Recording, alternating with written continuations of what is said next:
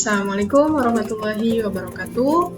Alhamdulillahirrahmanirrahim. Bertemu kembali dengan kami kelompok 2. Untuk kali ini kita akan membahas salah satu studi kasus yang berkaitan dengan pengalokasian memori. Mungkin teman-teman sudah tahu apa itu pengalokasian memori pada sebuah sistem. Di sini kami akan menyelesaikan salah satu studi kasus tentang pengalokasian memori pada sistem operasi. Kita ambil contoh pada sebuah studi kasus. Sebuah memori memiliki kapasitas 128 MB, di mana sistem operasi membutuhkan ruang sebesar 8 MB dan akan dipartisi menjadi 10 partisi dengan masing-masing kapasitas sebesar 12 MB. Terdapat proses-proses yang harus dilayani sesuai kedatangannya, yaitu P1 12 MB, P2 12, P3 12, P4 24, P5 16, P6 12, P7 8, P8 12, P9 12, P10 10. Buat serta berikan penjelasan analoginya dengan gambar untuk pengalokasian memori. A. Partisi statis dengan ukuran sama. B. Partisi statis dengan ukuran berbeda. Banyak antrian untuk tiap partisi dan satu antrian untuk semua partisi. C. Jelaskan apa yang dimaksud dengan alokasi memori partisi statis dan jelaskan perbedaannya. Oke, untuk menjawab yang A, yaitu partisi statis dengan ukuran sama. Pada strategi pengalokasian memori dengan partisi statis ukuran sama, proses yang masuk atau jumlah orang yang masuk tidak bisa melebihi kapasitas dari ukuran partisi memori yang sudah ditetapkan. Kelemahan dari pengalokasian jenis ini adalah akan terjadi banyak ruang kosong, karena tidak semua proses akan berukuran sama dengan partisi yang sudah ditentukan. Suatu saat, apabila ingin menambah atau mengurangi, maka akan terjadi perombakan yang membutuhkan biaya atau waktu yang cukup besar atau effort. Jadi, partisi statis sistem operasi pada memori atau RAM dengan ukuran yang sama atau berbeda memang masih bisa direalokasikan, namun membutuhkan effort atau upaya yang cukup besar. Jadi, untuk analoginya kita analogikan seperti ini gambarannya. Di sini sebagai ruang kosong pada memori, tadi pada soal ada 128 MB, untuk partisinya ada 10 partisi, dan untuk kapasitas memorinya 8 MB.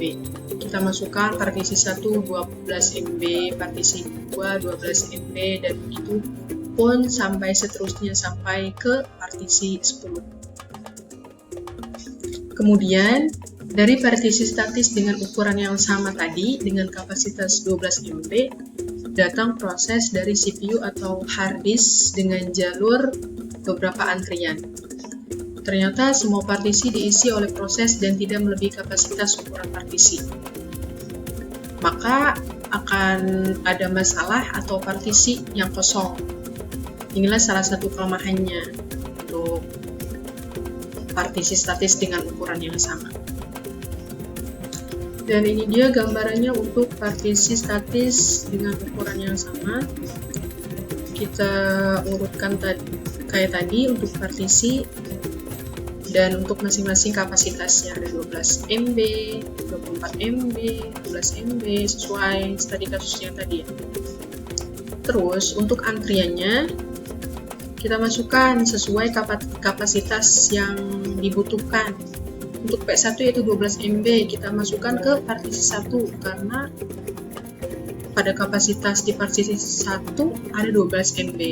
Terus untuk P2 12 MB masuk ke partisi 2, P3 12 MB masuk ke partisi 3, P6 12 MB, P8, P9, dan untuk yang kapasitasnya melebihi dari kapasitas yang telah ditentukan. Jadi untuk P4, P5, P7, sama P10 tidak bisa masuk untuk pengalokasian memori tersebut. Jadi untuk partisi 4, 5, 7, 10 tidak terpakai atau ruang kosong. Selanjutnya yang B, partisi statis ukuran berbeda. Pada partisi statis ukuran berbeda ini ada dua. Yang pertama itu satu antrian untuk seluruh partisi. Gambarannya atau analoginya, semua proses yang datang, baik dari CPU atau hard disk, ditempatkan dalam satu antrian. Maka akan terjadi usaha pada saat proses penempatan ke partisi. Cek satu persatu ukuran partisi yang sekiranya cukup dengan proses yang diminta. Masalah akan terjadi jika misalnya proses yang datang ditempatkan dan memiliki ukuran tidak sama dengan ukuran partisi yang ada. Kalau proses yang diminta lebih besar dari ukuran partisi yang ada, maka akan terjadi overlay. Namun, jika lebih kecil ukuran proses yang diminta, maka akan terjadi ruang sisa yang disebut internal fragmentation. Masalahnya, ruang sisa tersebut tidak dapat digunakan oleh proses lain, karena kalau digunakan akan terjadi konkurensi. Bisa jadi deadlock atau starvation. Nah, untuk gambarannya kita gambar seperti ini. Untuk proses yang pertama yaitu kita kelompokkan dahulu sesuai dengan ukuran yang diminta sebelum ditempatkan ke partisi. Untuk P7 8 MB, P10 10 MB, P1 12 MB, dan begitu pun seterusnya. Nanti kita sesuaikan. Terus kita sesuaikan tiap partisi ini sesuai dengan partisi yang diminta. Untuk P7, partisi 7, 8 MB, dan begitu pun seterusnya. Oke, untuk yang selanjutnya yaitu kita mencari partisi statis dengan banyak antrian untuk tiap partisi. Di saat proses datang akan ditempatkan sesuai dengan ukuran besarnya proses tersebut, alias dikelompokkan sesuai permintaan ukuran proses tersebut. Misalnya, P1, P8, ukuran yang diminta adalah 12 MB. Maka ia akan ditempatkan pada partisi yang memiliki ukuran 12 MB, dan sampai seterusnya. Untuk pengelompokan tersebut, otomatis memerlukan timing atau waktu yang cukup lama sebelum proses penempatan di partisi tersebut. Di satu sisi ada partisi yang memiliki jumlah antrian banyak, dan di sisi lain ada partisi yang jumlah antriannya kosong. Pengalokasian memori jenis ini mungkin juga akan terjadinya overlay, internal fragmentasi, dan ataupun ruang partisi yang kosong. Untuk gambaran dari studi kasus yang tadi seperti ini, kita kelompokkan dulu untuk kapasitas yang diminta. Untuk P8 12 MB masuk ke partisi 1 12 MB, P9 12 MB partisi 2 12 MB, P3 sampai seterusnya, P10, P7, P6. Dan pada partisi 5 ini ruang kosong atau tidak terpakai. Ya, karena pada partisi 5 ini tidak ada proses yang masuk.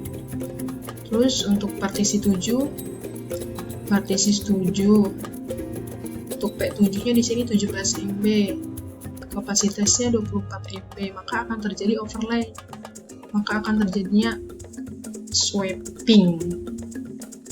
Dan untuk partisi 10 ruang kosong atau tidak terpakai, ini pada partisi 5 pada proses 7, partisi 5 mana partisi 5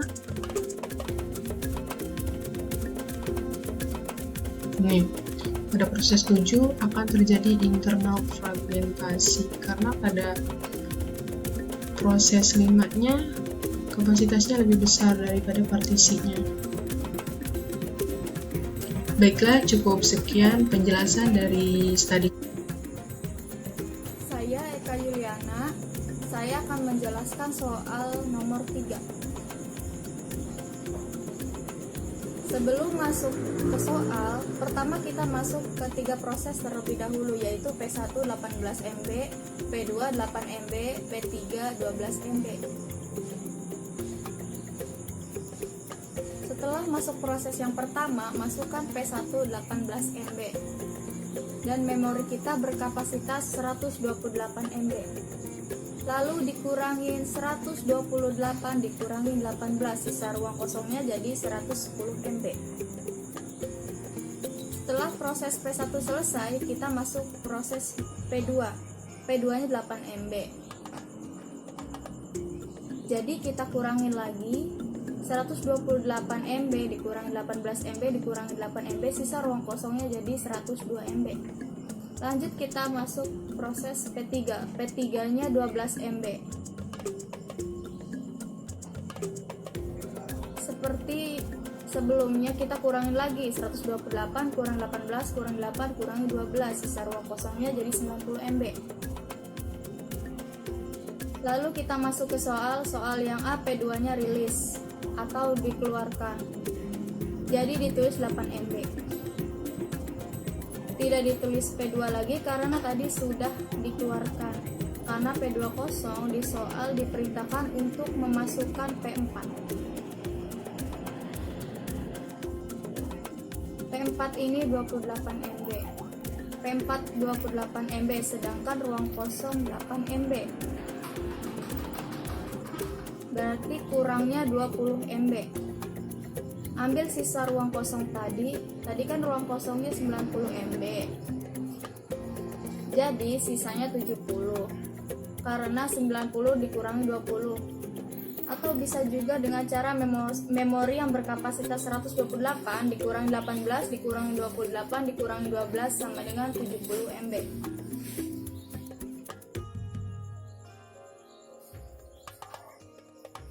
Lalu kita masuk ke soal yang B. P3-nya dirilis atau dikeluarkan dan masukkan proses P5 karena P3 rilis jadi kita tulis 12 MB aja. Jadi tidak ada lagi proses P3. Jadi langsung masukkan P1, P4 dan P5. Karena P3 dikeluarkan dan tidak ada lagi. Jadi sisa ruang kosongnya 70 ditambah 12 jadi 82. Tidak ditulis dan tidak digabungkan. Lalu masuklah proses P5. P5 mempunyai nilai 64 MB, memorinya 128. Jadi 128 dikurangi 18 dikurangi 28 dikurangi 64, sisa ruang kosongnya 18 MB. Sekarang kita masuk ke soal C. Di soal C, P1-nya harus dirilis dan minta P6-nya yang dimasukkan. Sudah tidak ada lagi proses P1-nya, lalu masukkan P6-nya 32 MB. Setelah masuk proses P6-nya, sisa ruangnya 4 MB. 4 MB didapatkan dari memori kapasitas 128 MB dikurangi 32 MB dikurangi 28 dikurangi 64 MB. Jadi sisa ruang kosongnya 4 MB. Sekarang masuk soal yang D. Soal yang D, P3 yang dimasuk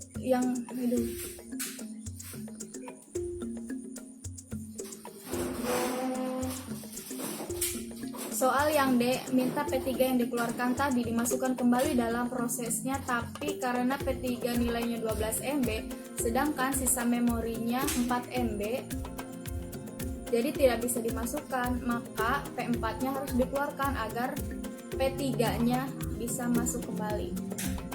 Tadi kan nilai P4-nya 28 MB. Setelah dikeluarkan, baru bisa masuk P3-nya sebesar 12 MB. Jadi sisa ruang kosongnya 20 MB.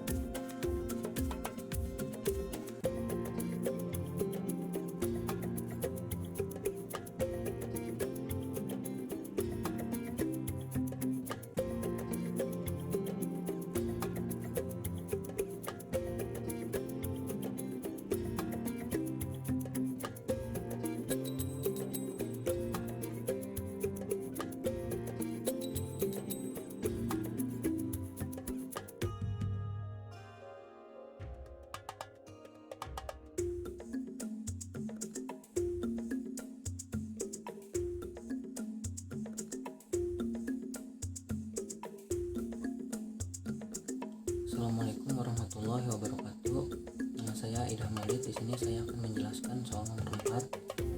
Ini soalnya misal sebuah sistem memori memiliki hole dari fragmentasi internal sebesar 128 MB dengan last alokasi blok sama dengan 2 MB. Jika terdapat permintaan proses yang datang secara berturut-turut adalah P1 sama dengan 12 MB, P2 sama dengan 18 MB, dan P3 sama dengan 28 MB.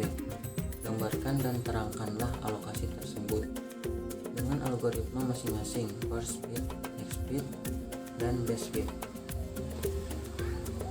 Jadi di sini untuk mengerjakan first fit, kapasitas partisi kosong yang tersedia harus lebih besar atau sama dengan permintaan proses tersebut.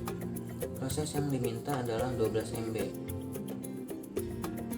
Jadi di sini 4 MB dan 8 MB lebih besar, yang lebih kecil ya. Enggak sesuai dengan permintaan. Jadi kita langsung masukin aja dulu yang 4 MB dan 8 MB nya. Kosong sama dengan 4 MB.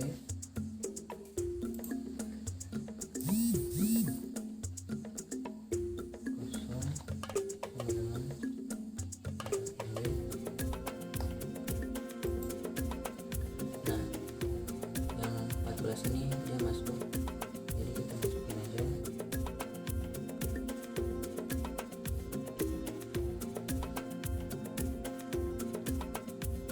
Apply.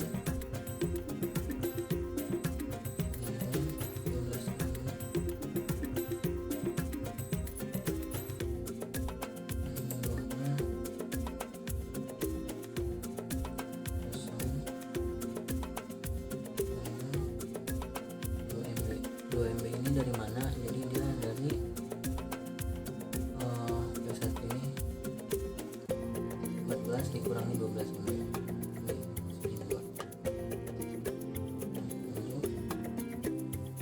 Lalu untuk P2 nya dia dimintanya 18 MB, apakah 24 ini bisa dikerjakan? Nah, ini bisa, jadi kita masukin aja. Apply.